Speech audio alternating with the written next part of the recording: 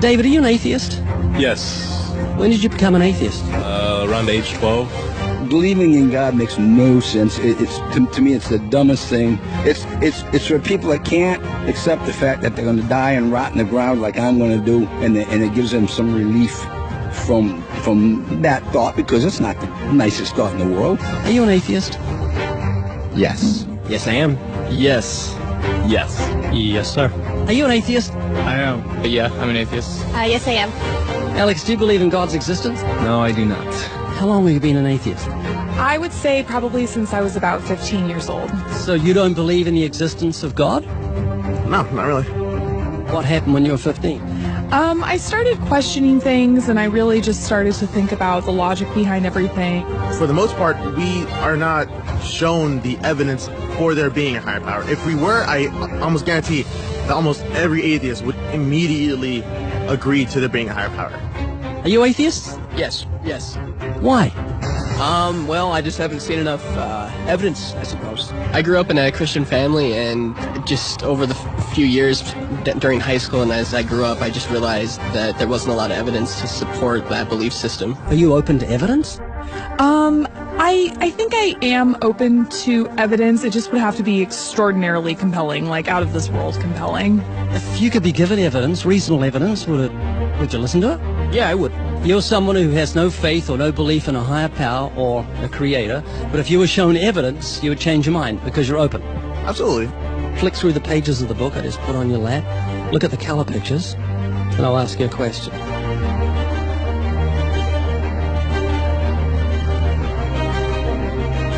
Do you believe that book could happen by accident, that nothing produced the color pictures in the book, that red, orange, yellow, green, blue, indigo, violet ink fell from the sky and formed itself into those beautiful pictures, and then black ink fell from the sky, or from nowhere, and formed itself into coherent words and sentences, capitals and periods and commas, making sense, page numbers fell from the sky, all in order, and then it bound itself and formed itself into a cover with artwork, and there we have a book. Obviously, intelligent design designed the book. Wouldn't that be correct? Yeah. Can you see where I'm going with this? Yeah. Tell me, what is DNA? What is it? Deoxyribonucleic acid. And it's what makes up our bodies and our cells and everything that makes us who we are. DNA is like our biological code, kind of like binary zeros and ones. Information about us, who we are, what makes us, parts of us, how we look, how we're built, everything like that. Your genes instructed your cells how to make your eyes and what color your eyes should be, and your hair, and your height, and your personality. Scientists call it the instruction book for life. Basically. Everything that you are or ever will be made of starts as a tiny book of instructions found in each and every cell. Every time your body wants to make something, it goes back to the instruction book, looks it up, and puts it together. The book of you would have 46 chapters, one for each chromosome.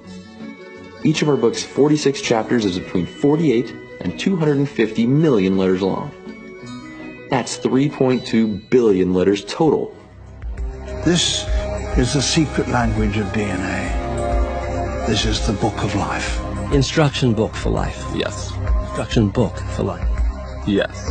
DNA is made up of genes, and genes give instructions to the cells as to how your body should grow. Did you know that those instructions, the instruction book of your DNA, just your DNA, was laid out end for end, would go to the sun and back a number of times? That book of instructions is so comprehensive. DNA is the genetic information encoded in the cell of every living thing that instructs our cells how to grow and how to function. It's our genes that determine whether our skin will be dark or light, have brown or blue eyes, or red or green or yellow, have red hair, be brunette or blonde, be tall or not so tall, or the color of our feathers if we're a bird. Whether we're humans, fish, animals, insects, or plant life, the way our bodies look and operate has all been pre-written in the amazing book of our DNA. What do you think the mentality of someone who believes a book fell together without a bookmaker? Well, it would be crazy. Do you think a book could make itself? No, I don't. Of course not. No. Utterly impossible. Yes. If anything can happen by accident. I mean, from nothing. Couldn't happen, could it? I don't think so. It'd be impossible. It would be like saying an explosion caused everything that makes a 747 airplane to all just come together by accident without some intelligent thought behind it. That's a good point. Do you believe DNA happened by accident? No, I think that it developed over the course of many, many millennia of evolution and development. DNA exists in every living thing. Its origins don't matter. The fact that there is intelligent information tells us there must be an intelligent designer. Is this making you think? It is, and I do think about it from time to time. It's just, yeah, it's complicated, definitely. Well, DNA's complicated, but the point I'm trying to make is very simple. Book designer, or bookmaker, DNA, intelligent designer. God. Does that make sense? Yes. You're an atheist? I am. What would you think of the mentality of someone who thought a physical book could make itself? I think that'd be silly. Of course it can't make itself. What would you think of the mentality of someone who believed the instruction book for life, DNA, made itself? I think it'd be silly as well. It would need investigation. That's atheism. Absolutely. And what would you think of the intelligence of someone who believed the instruction book for life made itself? Low intelligence level. DNA happened by accident? Probably not too smart. DNA couldn't make itself. It's impossible. Does that make sense? Yes. Is this making you think? Yes. And what would you think of the person who believed that DNA, the instruction book for life, happened by accident? Because we're not just talking about human beings, we're talking about every form of life. Fleas, cats, dogs, elephants, cows, horses, trees, plants, everything has DNA, the instruction book for life. Which makes the book in your hand just seem feeble compared to the infinite intelligence that must have put the instruction book for life together. Can you see what I'm saying? Yeah. Do you believe DNA happened by accident? I believe it could. Explain it to me, how a program could make itself out of nothing on how to make a human eye, giraffe size, elephant size, cats, dogs, puppies, flowers, birds, trees. Every living thing has DNA that's so complex, it's mind-boggling. It must have been a genius beyond any human reasoning that put it together. And to say it happened by chance is infinitely sillier than saying a physical book happened by chance. All I'm doing is reasoning with you. I'm not arguing. I don't want to win an argument. I'm just saying I want you to concede something that's absolute common sense. You're an atheist, so you believe the scientific impossibility that nothing created everything. I mean, it can't be nothing. We all have to start from some point. I wouldn't say nothing created it. There had to be something there in the beginning. You like Richard Dawkins, don't you? Well, I mean, you know, yeah, I like him. Do you believe nothing created everything, a scientific impossibility, which is what he believes? You don't believe in a creator of all things? If he says that, I think it's a very strange thing to say. Well, he says it. It's insane. Nothing can't create anything because it's nothing. There has to be something in the beginning. Nowhere in our history of human reality has something kind of just appeared out of nowhere. Do you believe that nothing created everything? No, because nothing can perform actions. That makes no sense. It's a default position. If you're saying nothing created everything, then you're agreeing with Richard Dawkins. You're mischaracterizing Richard Dawkins, because Richard Dawkins, I'm sure he didn't say that. That seems ridiculous. Professor Richard Dawkins, arguably the world's most high-profile atheist, believes that in the beginning there was nothing, and that nothing created everything. As he attempts to justify this belief, admitting that it defies common sense, the learned professor calls nothing something. Watch the reaction of his audience. Of course it's counterintuitive that you can get something from nothing. Of course common sense doesn't allow you to get something from nothing.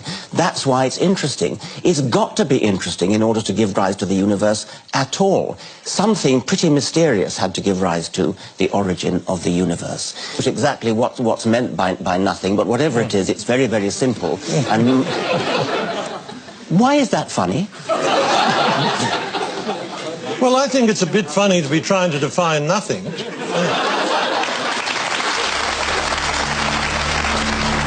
Richard Dawkins, I'm sure he didn't say that. That seems ridiculous. The audience reaction confused the normally eloquent professor because he's not used to being the object of laughter. What he didn't realize was he was talking to people who were endowed by their creator with the virtue of common sense. This was just another case where the emperor has no clothes. Someone should tell this man who has deceived millions, "You're talking foolishness." Is that what you believe? I mean, it can't be nothing. We all have to start from some point. But there has to be something that created everything. You just wasn't God. Is that what you're saying? Yeah. It's just evolution, how things became from one organism into many. But that doesn't solve your dilemma of the initial cause. There has to be an initial cause. If there was a big bang in space that from there issued cats and dogs and horses and cows, the sun, the moon, the stars, the seasons, and all this marvel of creation came from a big explosion, what caused the explosion, and where do the materials come from the explosion, and why is there such incredible order from the explosion? Every explosion I've heard of creates chaos, not order. That makes sense? Oh, yeah. This is what you're looking for if you were looking for truth. This is your information that you need to say, well, that's logical. How could all this design from the atom to the universe, an incredible order, just happen by accident? Because an atheist actually believes nothing created everything, which is scientifically impossible. And I'm trying to say, Haley, I just want you to think.